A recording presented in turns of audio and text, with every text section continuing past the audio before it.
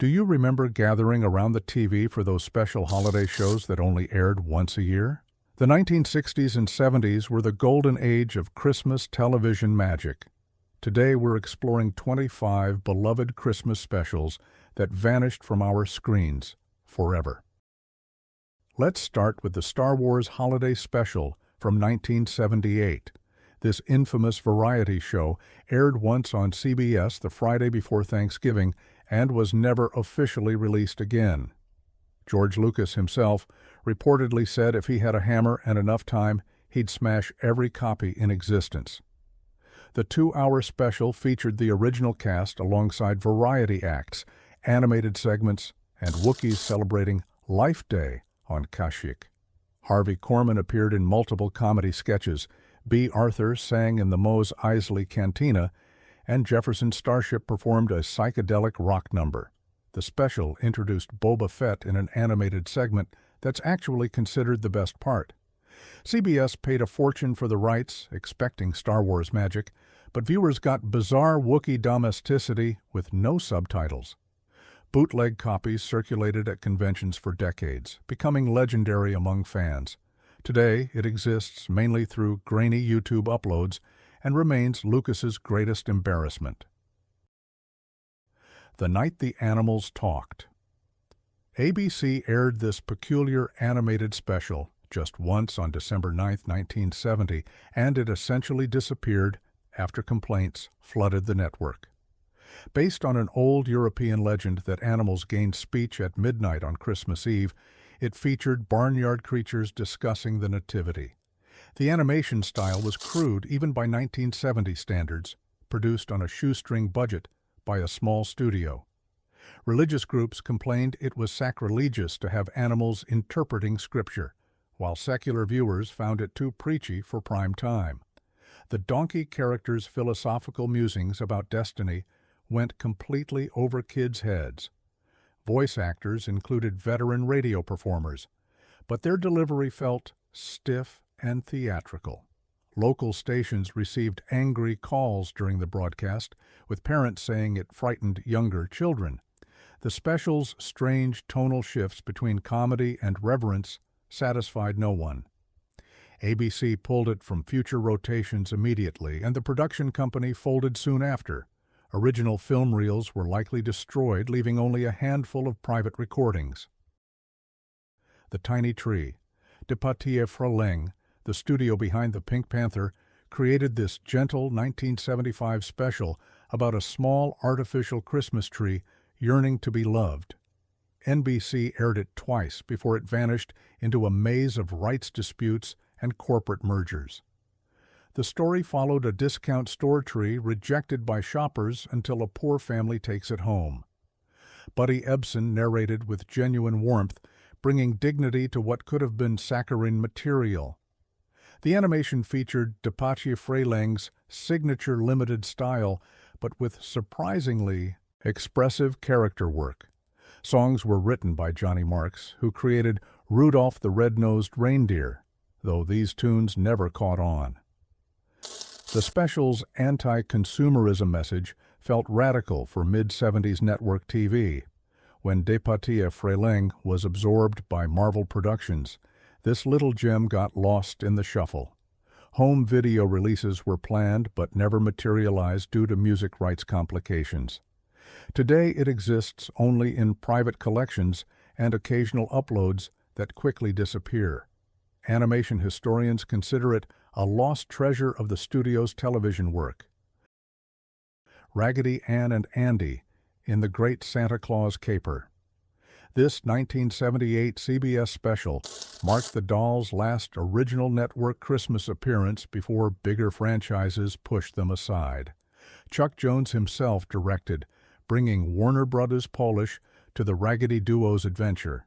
The plot involved villain Alexander Graham Wolfe trying to steal Santa's sleigh using elaborate Rube Goldberg contraptions. June Foray voiced Raggedy Ann with perfect sweetness, while Dawes Butler brought warmth to Andy. The special featured Jones's trademark visual gags and impeccable timing throughout its half-hour runtime. Les Tremayne's Santa had a grandfather's kindness rather than the usual jolly bluster. Despite critical praise, it aired against stiff competition and drew modest ratings. Hallmark briefly distributed it on VHS in the early 1980s before it went out of print. The Raggedy Ann trademark changed hands multiple times, complicating any re-release efforts. Modern audiences would likely appreciate its hand-drawn craftsmanship and gentle humor. The master tapes remain in CBS's vault, unseen for over 4 decades. The Dangerous Christmas of Red Riding Hood. ABC's 1965 musical starring Liza Minnelli was so bizarre it aired once and essentially vanished from existence. This wasn't your grandmother's fairy tale, but a psychedelic fever dream with songs by Jules Stein. Minnelli played Red as a lonely girl whose Christmas Eve forest journey becomes a surreal adventure. Cyril Ritchard camped it up as the wolf in sequined costume and theatrical makeup. The Animals provided mod rock arrangements that clashed wildly with traditional Broadway staging. Vic Damone crooned as the woodsman in tight pants and a puffy shirt. The special's tone veered between children's pantomime and adult innuendo without warning. Critics savaged it as an incoherent mess, though Minnelli's performance showed her pre-cabaret magnetism. Network executives reportedly walked out of the screening in confusion and horror. ABC buried it immediately, never syndicating or releasing it, despite Minnelli's later stardom. A few kinescope copies survived in private collections, revealing its magnificent weirdness. Rights issues between multiple estates make any official release virtually impossible today. Cricket on the Hearth. Rankin Bass produced this 1967 adaptation of Charles Dickens's lesser-known Christmas story, but it quickly faded from holiday rotations. While Rudolph and Frosty became perennials, Cricket's Victorian melodrama proved too complex for young viewers. Danny Thomas narrated the tale of a toy maker, his much younger wife, and mysterious stranger. The stop-motion animation was gorgeous, featuring detailed miniature sets and expressive puppet work. Songs by Maury Laws had a music hall quality that felt authentically British. The plot involved assumed deaths, secret identities, and a nearly tragic misunderstanding about infidelity. That's right, a children's Christmas special with adultery themes. NBC ran it 3 times before quietly dropping it from their holiday lineup. Dickens purists complained about the adaptation's liberties, while parents found it too sophisticated. The special's 49-minute runtime made it awkward for hour-long scheduling blocks. Video releases in the 1990s were limited and are now expensive collectibles.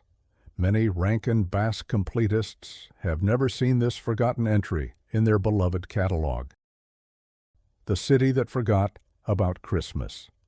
Lutheran Television produced this earnest 1974 cartoon about a boy bringing Christmas back to his joyless town. Independent stations aired it regionally, but it never achieved national distribution or recognition. The animation came from a small Canadian studio working on a missionary's budget. Voice actors were largely amateurs from church theater groups, lending an endearing amateur quality. The story followed young Matthew convincing his neighbors to remember the season's true meaning. Songs were traditional hymns with new arrangements that felt more like Sunday school than Saturday morning. The special's explicitly religious content limited its commercial appeal in increasingly secular markets. Production values were modest, with characters sliding across static backgrounds and minimal movement. Yet it had genuine heart, treating its message with sincerity rather than irony. Church libraries held VHS copies for annual screenings, but most deteriorated beyond watchability. The production company dissolved in 1976, taking distribution rights into legal limbo. Occasional YouTube uploads from digitized church tapes offer glimpses of this gentle artifact. John Denver and the Muppets, A Christmas Together.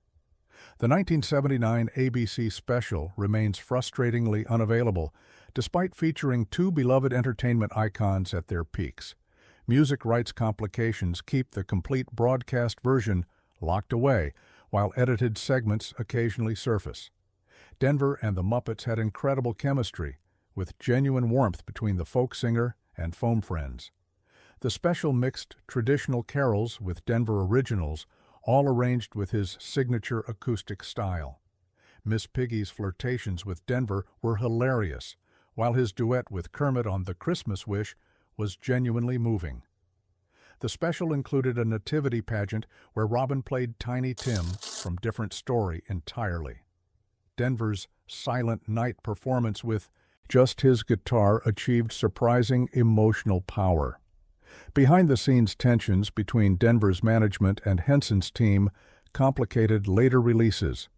The album version sold well, but omitted the special's comedy sketches and visual charm. Various edited versions appeared on cable, but the original broadcast master remains unavailable. Bootleg recordings from Denver fan conventions reveal what we're missing from this magical pairing, the Great Santa Claus Switch. Ed Sullivan presented this 1970 Muppet Christmas caper that predated their variety show fame by 6 years. The hour-long special was Jim Henson's first network Christmas project, now largely forgotten and unavailable. Art Carney played Santa, dealing with an evil doppelganger named Cosmo Scam, who planned to ruin Christmas. The Muppets were rougher and weirder than their later incarnations, including creatures called Frackles. Fred the Elf, played by Henson himself, helped save the day with primitive Muppet magic. Sullivan seemed bemused by the whole production, introducing segments with visible confusion. The special's villain workshop featured genuinely creepy puppet designs that would terrify modern children. Songs were unmemorable, lacking the polish of later Muppet productions with better composers. CBS aired it once on Sullivan's show, then locked it away after lukewarm ratings. Henson tried buying the rights back in later years, but CBS wanted excessive fees. A few minutes of footage survived in Muppet retrospectives, tantalizing fans with glimpses. The complete special remains in CBS's vault, unseen for over 5 decades. The Littlest Angel. NBC's 1969 musical adaptation starred Johnny Whitaker in this lavish production that vanished from television screens. Based on the beloved children's book, it featured Broadway-caliber songs and elaborate heavenly sets. Whitaker played a shepherd boy adjusting to angel life while preparing for Christ's birth. Fred Gwynne brought unexpected tenderness as the patient's angel mentoring the homesick child. Cab Calloway's appearance as Gabriel singing jazz-influenced gospel was a revelation. E.G. Marshall's stern but caring God figure voice provided gravitas without being frightening. The special cost a fortune, with flying effects and clouds that actually looked heavenly. Critics praised its ambition, while noting it might be too sophisticated for young children. The theology confused network executives worried about offending various Christian denominations. After 3 annual airings, NBC shelved it permanently despite positive viewer mail. Hallmark sponsored it initially, but backed away from home video distribution. The original negatives supposedly exist, but multiple ownership changes created legal confusion. Whitaker himself claimed he never received a copy despite starring in it. A Cosmic Christmas. Canadian studio Nelvana's 1977 space-age nativity allegory aired briefly on CBC and syndicated American stations before disappearing. 3. Aliens searching for the meaning of Christmas land on Earth, encountering homeless children and their pet goose. The animation style mixed realistic backgrounds with stylized characters, creating an otherworldly atmosphere. Voice work came from Toronto stage actors who brought Shakespeare-trained dignity to space visitors. The aliens' names were Peter, Paul, and Mary. Not subtle, but effective. Their spacecraft followed the star of Bethlehem's coordinates, blending science fiction with religious tradition. The special's anti-commercialism message included scenes of discarded toys and lonely shopping malls. Original music had a progressive rock influence, unusual for children's programming in 1977. American stations were uncertain how to market this Canadian import with its gentle social commentary. Some southern stations refused it entirely, calling it sacrilegious to mix aliens with Christianity. Nelvana moved on to other projects, letting this early work fade into obscurity. Brief DVD releases in Canada didn't cross the border to American markets. The Bear Who Slept Through Christmas. This 1973 NBC special about a bear trying to stay awake for Christmas aired annually until suddenly vanishing. Tommy Smothers voiced Ted E. Bear with perfect comic timing and genuine sweetness throughout. The story followed Ted fighting hibernation instincts to experience Christmas just once in his life. Casey Kasem narrated with his signature warmth years before American Top 40 made him famous. Animation came from DePatie Freleng Studios, featuring their economical but expressive style throughout. The special's gentle humor included Ted misunderstanding Christmas traditions with literal bear logic. Kelly Lang voiced Patty Bear, Ted's girlfriend, trying to convince him hibernation was natural. The Weather Duck character stole scenes with his pessimistic forecasts and deadpan delivery. Songs were pleasant but forgettable, lacking the earworm quality of successful holiday tunes. NBC ran it 6 times before rights issues emerged between multiple production companies. The Smothers Brothers' later controversies might have contributed to its disappearance from rotations. Home recordings surface occasionally at conventions, showing its handcrafted charm holds up. Modern CGI specials lack this one's hand-drawn warmth and deliberate pacing. The Fat Albert Christmas Special. Bill Cosby's animated series produced this 1977 holiday episode that networks won't touch given recent events. The special found the gang learning about different holiday traditions in their diverse neighborhood. Production values were higher than typical Fat Albert episodes, with fuller animation and orchestrated music. The story thoughtfully explored Hanukkah, Kwanzaa, and Christmas, without favoring any single tradition. Mushmouth's family Santa subplot was genuinely touching, showing working-class holiday struggles. Musical numbers included a gospel choir sequence that ranks among the series' best. The Junkyard Band's Christmas carol arrangements mixed funk and soul with traditional melodies. Guest voice actors included prominent Philadelphia musicians and community leaders. The special won praise for its multicultural approach, rare for 1970s children's programming.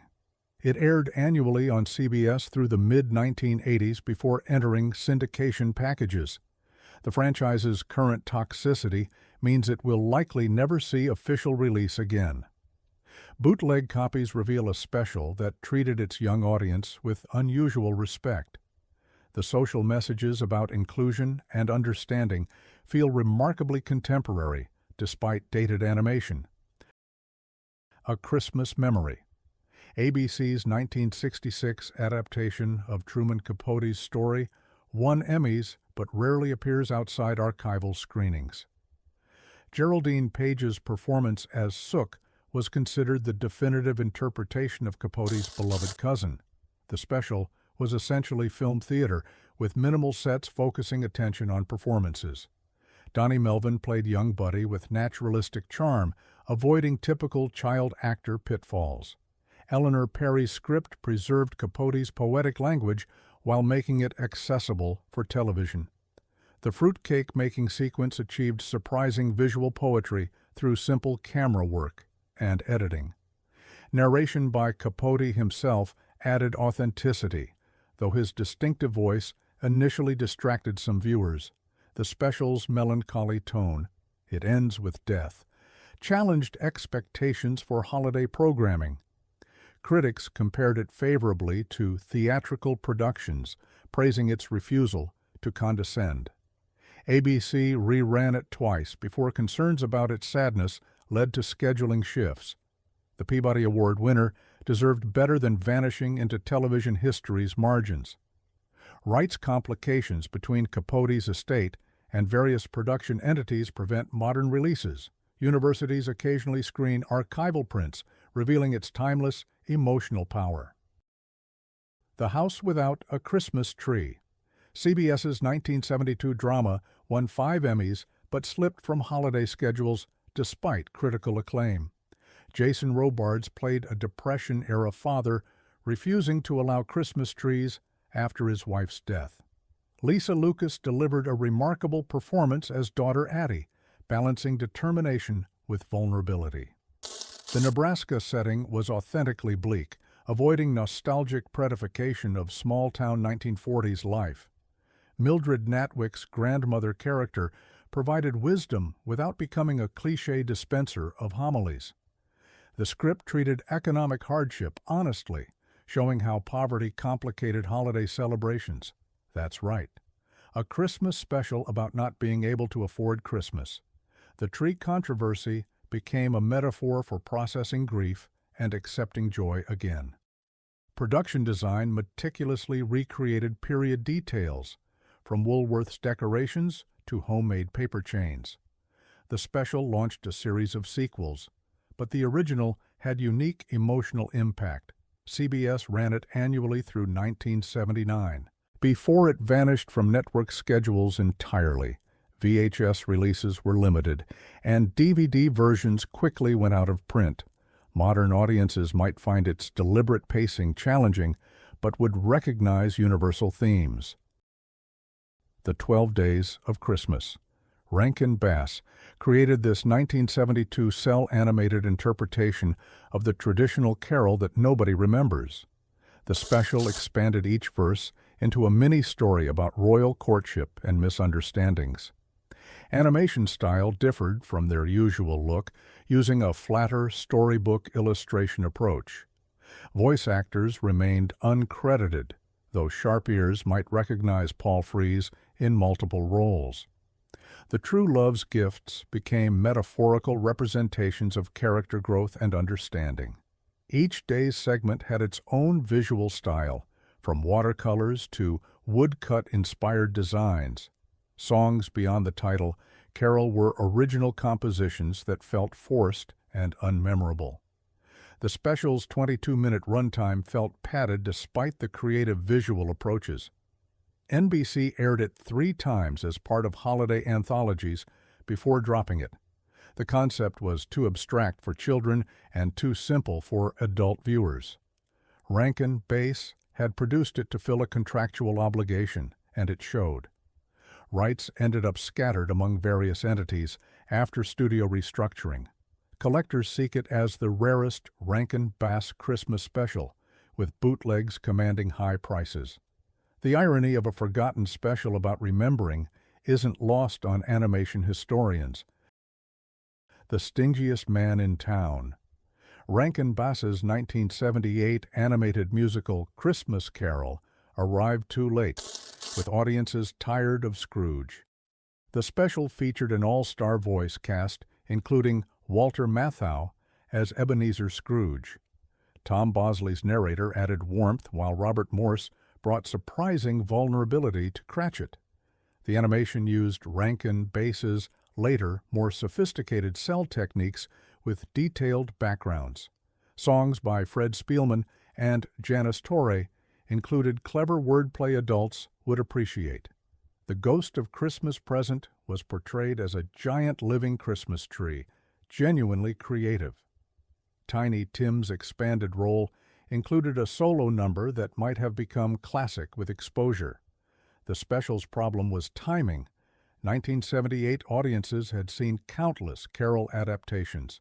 NBC gave it minimal promotion, airing it once on December 23rd, when many viewers traveled. Critics who saw it praised Matthau's voice performance as definitive Scrooge material. The special never entered regular rotation, overshadowed by George C. Scott's dramatic version. Home video releases were sporadic and poorly distributed in limited markets. Animation fans consider it superior to many better-known adaptations that survived. Santa and the Three Bears. This 1970 oddity combined live action and animation in ways that satisfied neither format's fans. The theatrical release was edited for television, creating multiple versions that confused broadcasters. Jean Vanderpil voiced Mama Bear, with Wilma Flintstone's exact inflections throughout. The plot involved bears accidentally hibernating through Christmas and traveling to the North Pole. Live-action segments featured a park ranger telling the story to tourist children. The animation quality varied wildly between sequences, suggesting multiple studios or budget problems. Songs ranged from genuinely catchy to embarrassingly amateurish, with no middle ground. Santa's portrayal as overwhelmed middle manager rather than jolly saint upset traditional parents. The bear's journey included psychedelic dream sequences that felt like different movie entirely. Syndication packages included various edits, none maintaining narrative coherence or consistent runtime. Stations complained about the special's technical problems, including mismatched audio synchronization. The production company disappeared amid lawsuits about unpaid animation work. Original film elements were reportedly destroyed in a warehouse fire, though conspiracy theorists disagree. Surviving TV recordings reveal a special that tried everything and succeeded at nothing. Benji's very own Christmas story. The 1978 CBS special starred America's favorite dog in a globe-trotting seasonal adventure. The show mixed documentary footage of Christmas celebrations worldwide with Benji's scripted journey. Ron Moody narrated with theatrical flair, while Benji remained endearingly silent throughout.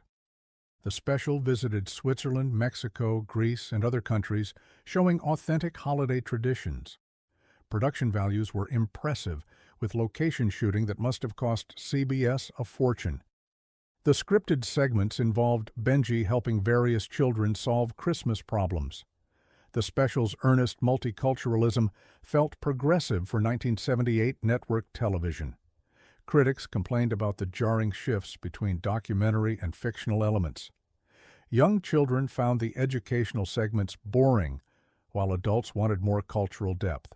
CBS aired it twice before deciding Benji worked better in movies than television. The international footage rights became impossibly tangled as various countries' permissions expired. Producer Joe Camp focused on theatrical releases, abandoning television specials entirely. Modern viewers would appreciate its genuine attempt at showing global Christmas diversity.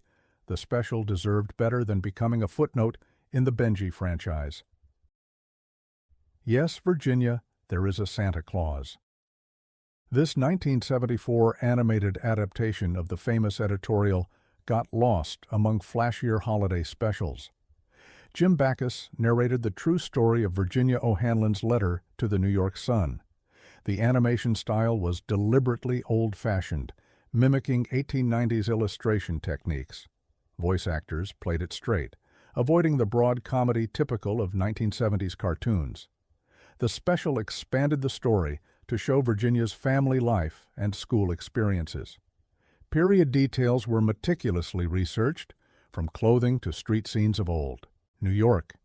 The famous editorial was presented verbatim, trusting children to understand its complex language.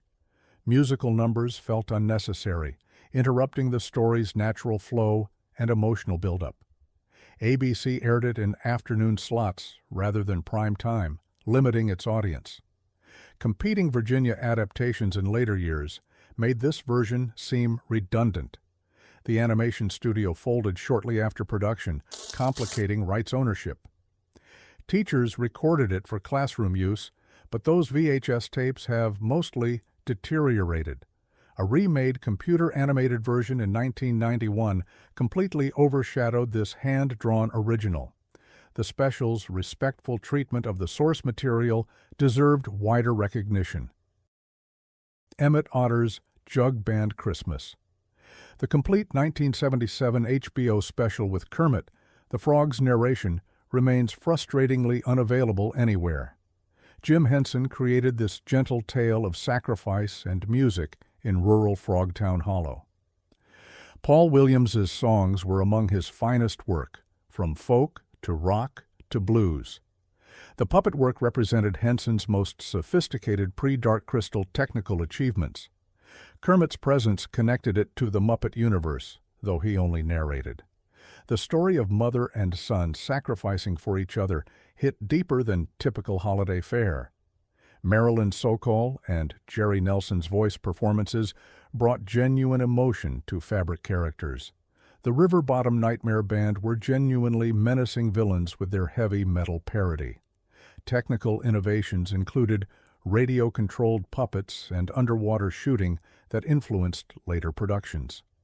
HBO's initial broadcasts included Kermit segments that disappeared when rights split. Disney and Sony's competing claims created a legal maze preventing proper release. Edited versions on various platforms omit crucial scenes and Kermit's connecting narration.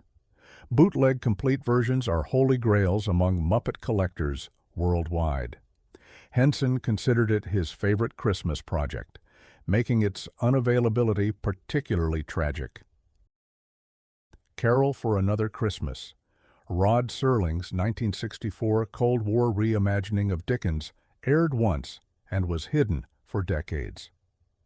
This was Twilight Zone darkness applied to Christmas Carol with nuclear war stakes. Sterling Hayden played the Scrooge figure, a grieving father turned isolationist after losing his son. Peter Sellers appeared as the Ghost of Christmas Future in his American television debut. The special was explicitly political, sponsored by the United Nations as propaganda. Serling's script included lengthy debates about interventionism versus American isolationism. Ben Gazzara's Ghost showed concentration camps and Hiroshima as Christmas passed. The Ghost of Christmas Presents segment featured an actual UN debate about nuclear proliferation. Future sequences showed post-apocalyptic wastelands where survivors held insane trials. ABC executives were horrified by its darkness, but contractually obligated to air it. Viewers expecting holiday warmth got existential dread about mankind's potential self-destruction. The UN locked it away, embarrassed by its heavy-handed messaging. Turner Classic Movies finally aired it in 2012, after decades of suppression. Modern viewers would find its concerns remarkably prescient, despite Cold War specifics. The Happy Prince. This 1974 Canadian adaptation of Oscar Wilde's tale was simultaneously beautiful and devastatingly sad. Christopher Plummer narrated while Glynis Johns voiced the swallow with remarkable tenderness. The animation mixed detailed backgrounds with deliberately simple character designs for fairy tale effect. The story of a statue giving away its gold to help the poor was unchanged. That's right, a Christmas special where both main characters die at the end. The prince's jeweled eyes given to the blind and poor were animated with disturbing effectiveness. Musical interludes used actual wild poems set to melancholic orchestral arrangements. The Christian allegory was more explicit than most children's programming dared attempt. CBC ran it annually until complaints about traumatized children became overwhelming. American syndication was limited to progressive PBS stations in major markets. Parents found explaining the ending to young children nearly impossible. The special won multiple international animation awards that meant nothing for distribution. Rights remain with the National Film Board of Canada, rarely licensing it. Occasional art house screenings reveal its genuine artistic merit and emotional power. Silent Night, Lonely Night. NBC's 1969 adaptation of Robert Anderson's play was adult Christmas drama ahead of its time. Lloyd Bridges and Shirley Jones played strangers meeting in a New England inn on Christmas Eve. The story dealt with adultery, depression, and middle-aged disappointment during the holidays. Cloris Leachman appeared in flashbacks as Bridges's institutionalized wife. The production was essentially film theater with minimal sets and intimate direction. Both leads delivered career-best performances in quiet scenes of emotional revelation. The script retained the play's sophisticated dialogue about marriage, duty, and desire.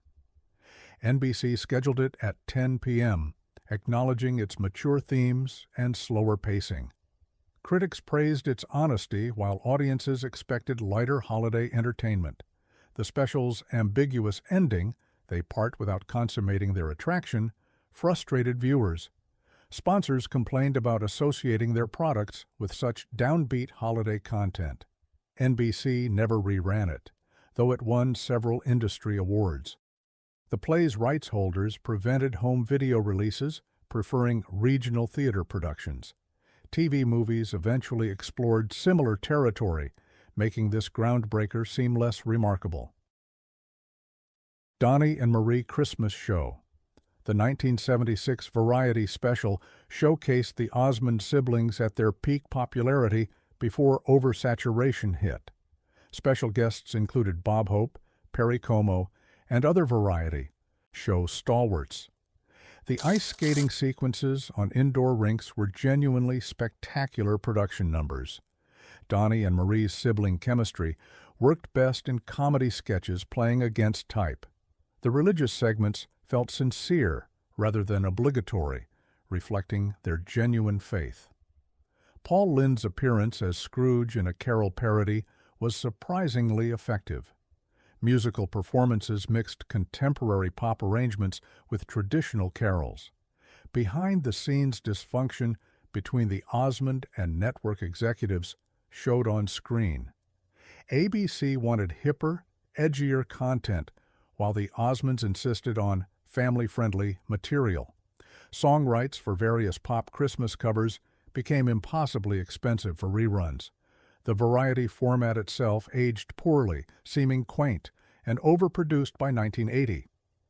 Guest star estates created additional clearance problems for any complete release. Edited segments sometimes appear in Osmond retrospectives, lacking the special's full context. The complete special remains locked in ABC's vault, a time capsule of 1970s excess. Thanks for joining us on this trip down memory lane, exploring these 25 lost Christmas treasures. If you enjoyed the video, give it a like and share it with a friend. And don't forget to subscribe.